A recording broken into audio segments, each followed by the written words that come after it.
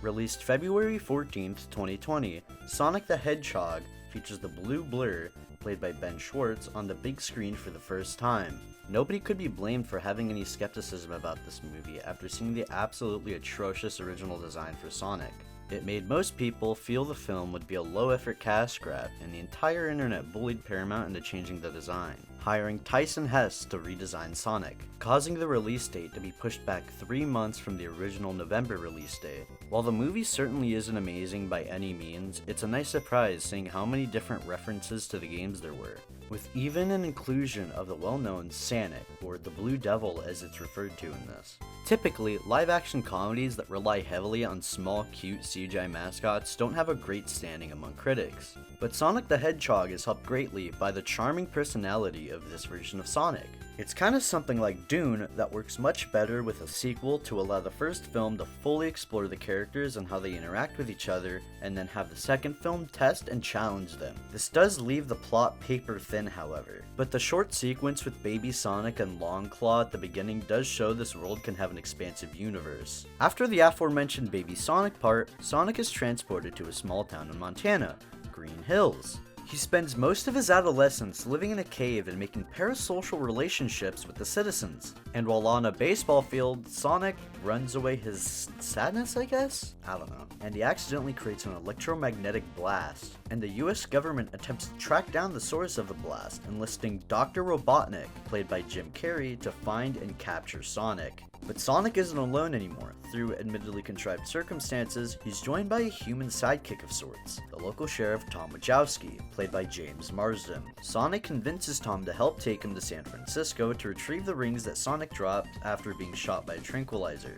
This Sonic is presented as an overly energetic kid when compared to other Sonics. While the film does focus more on Sonic and Tom than the plot, it does make sense why it's not something with a super heavy plot, as you do need to introduce the characters to people who have no clue what Sonic is. The challenge of adapting a video game into a movie has always been difficult, especially if you're making it good. Fleshing out the story of an entirely interactive video game to a non-interactive 90-minute film is definitely a great one. And on paper, games like Sonic Adventure 1 and 2 are pretty much movies in themselves, but realistically, it would be incredibly difficult to turn into a good movie that captures the same tone and aesthetic as these old Dreamcast games. But that makes it a good thing that Pat Casey and Josh Miller decided to focus mainly on the characters and humor in this one. The movie's tone is a balance of action and comedy that allows for a broad audience, despite most of the humor being aimed at younger audiences. But it's shot with enough self-awareness to not be too kiddie, and the way the debuting director Jeff Fowler filled the film with so many different Easter eggs is definitely a treat for die-hard Sonic fans. And some of the set pieces in this sometimes feels like it was ripped straight from the games, especially the very beginning with Baby Sonic, who's running through what looks exactly like the Green Hill Zone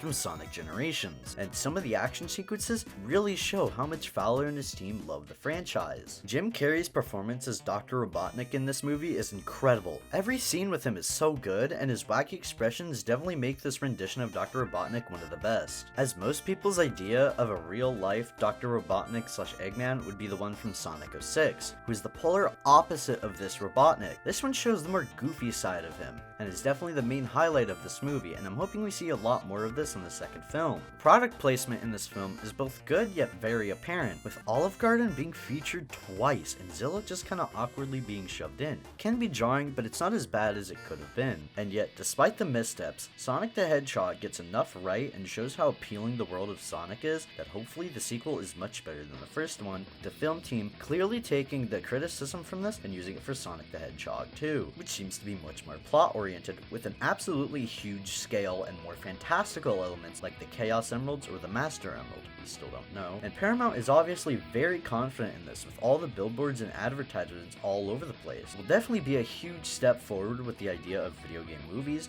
and for the Sonic the Hedgehog franchise as a whole. So overall, if I had to give this movie a rating out of 10, 6 out of 10 for me personally. But I am a Sonic fan, so I'm a little biased.